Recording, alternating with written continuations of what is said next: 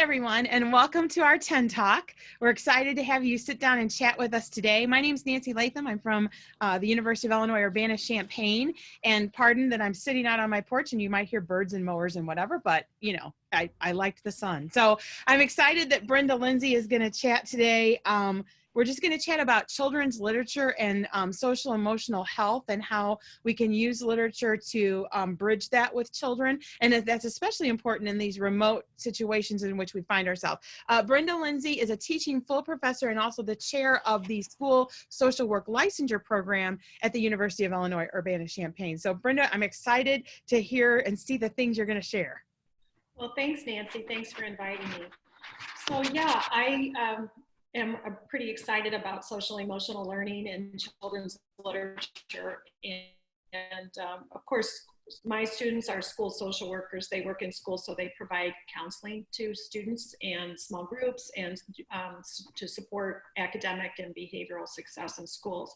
And social emotional learning is one thing that we focus on a lot. And of course, our students, you know, they're not teachers, so we don't know as much about teaching reading, but one of the things that we do that I think is really important is for them to use children's literature in order to be able to enhance what the teachers are already doing in their classroom, whatever their subject area is. So social emotional learning is where students are learning the knowledge and the skills to be able to manage their emotions. And so it includes things like self-awareness, responsible decision-making, self-management, and relationship skills. And all those things, when kids are provided curriculum and supports for that, it leads to higher grades. It leads to better educational outcomes. They're more likely to graduate from high school, be good citizens, get better test scores. So all the way around, it ends up enhancing all the things that all of us care about in schools. And so children's literature is one way for teachers and school social workers to be able to work together to support social emotional learning. And one of the ways that we do that for social workers is that we encourage them, the students, to think about what they've read and to be able to make connections either to things that are happening in their own life, in the lives of people that they know, or what's happening in our world. And so by encouraging them to think about the emotions and the perspectives of the characters in the story, it also helps to support some of the reading comprehension strategies that teachers are teaching in the classroom.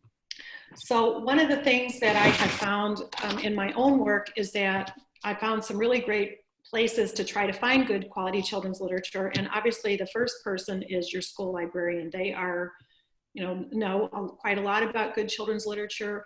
They can make suggestions on books that might be appropriate. And most of the books that I think are helpful are not necessarily ones that are obvious choices. And I'll show you what I mean by that in a minute.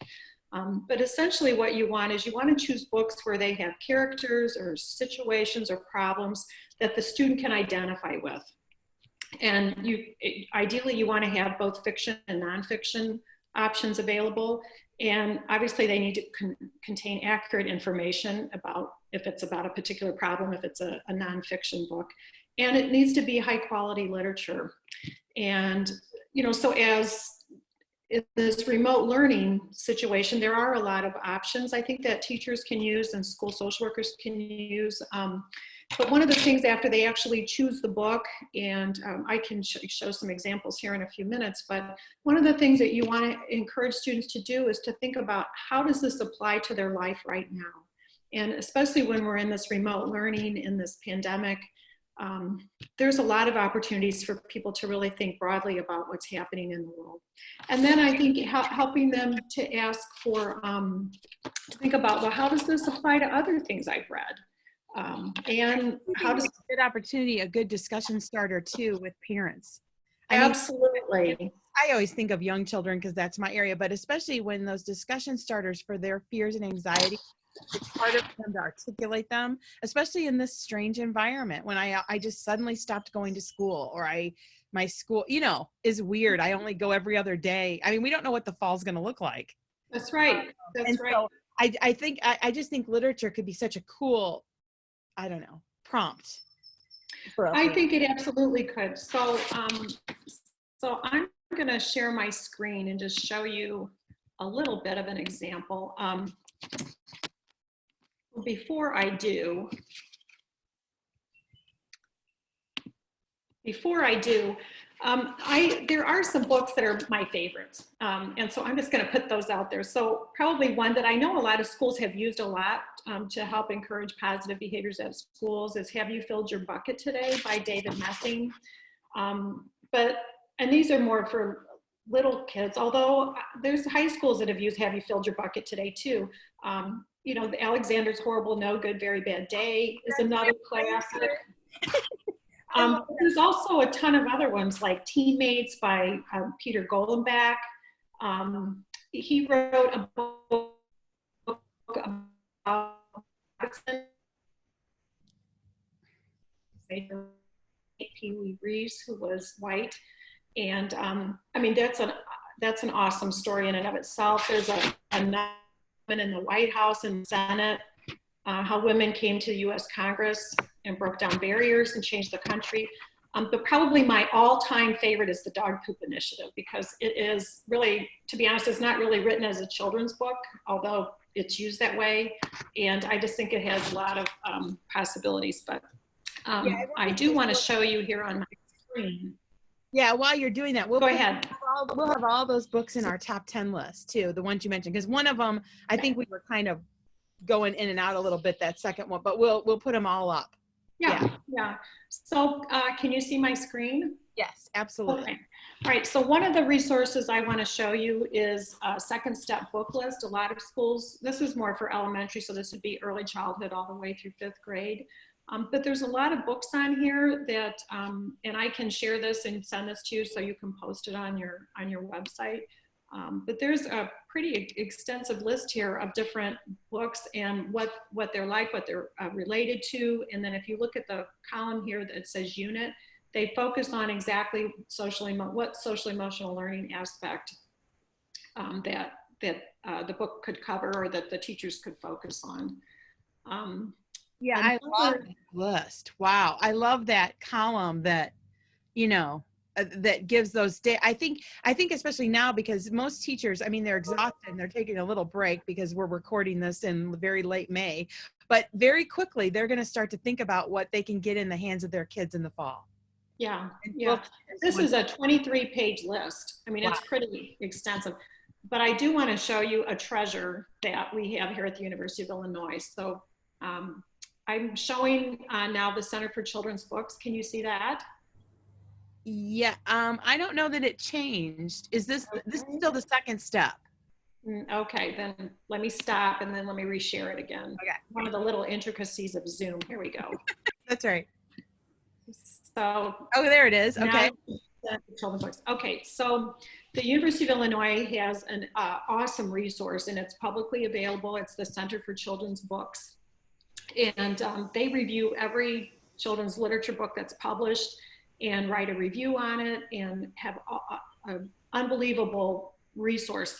So one of the things that I like to do is that I like to go to this list that they have under resources. If you go, you can see there's general resources and there's bibliographies, but I like to look at the ones that their students have come up with. And they're not always related to social emotional learning, but it's helpful to go in and read these and to see if you think if it's a high quality book, how could you use that, you know, to apply to what, in order to enhance social emotional learning. So, you know, some of these may not be relevant, but some of them are going to be. And but this is right here, and it's just a fantastic resource. You can sign up for their newsletter, and they're always available for teachers to be able to, you know, to be able to go, and school social workers too, or school counselors or school psychologists, to be able to see what's available. I want to show you a couple other websites, because during this time, I may not be able to do this fast enough, but anyway, there's quite a number of things that are available on YouTube, but also websites where they've got celebrities that are reading books. Oh, I've seen a lot of that. Those are awesome, and that's also helpful, especially now, because like kids may not have access to the library to actually get physical books, hard copy books, like we normally would. So all of those are up. There's quite a lot of picture books, especially for little kids. Yeah, I even saw where Audible, which is, you know, they have the recorded, where they're giving teachers and families free free children's books, and I thought, oh, to be able to listen to it that way, and you know that you can give them the book, you can do the book online. There's just lots of ways with one book to share it over the course of a week. Yeah, yeah. No, I think that this is really an opportunity to be able to, you know, to get kids interested in reading. Some of the things that I did show you, like these are more for elementary kids, but there's, I think, even more possibilities for upper grades for middle school. And I know that my students, my school social work students, when they're doing their internship, a lot of them are running book clubs, and they're choosing in children's literature, and a lot of the kids that they might be working with are probably reading below grade level. And yeah, that would be, yeah, see that, and that's important to have those lists. Absolutely. Yeah, so if they are, you know, if you're working with kids, like I said, my school social work interns are running book clubs, and so if they are, you know, if they're working with kids that are reading below grade level, I'm always amazed at if the kids really like the book, and I'm sure you found that being a teacher, that a lot of them may not be as comfortable at the beginning with reading aloud, but maybe they might later. So I think just any opportunity we can to punch up children's literature and look at it in the lens of social emotional learning is always helpful. Oh, thank you, Brenda. This has been so great. It really has. I think that not only the connection with literature and social emotional, but reminding us that we're all a team. So even when teachers are preparing things remotely, get your school social worker involved, get your school librarian. And there's a plane going over the top of my house right now. But anyway, I know, it's just like I'm outside. So thank you so much. We're going to have all these good ideas, the websites, along with Brenda's favorite books. We're going to have all that up in a top 10 list that accompanies this. So again, thank you, Brenda. I appreciate it. Thanks, Nancy. Bye-bye. Okay. Bye.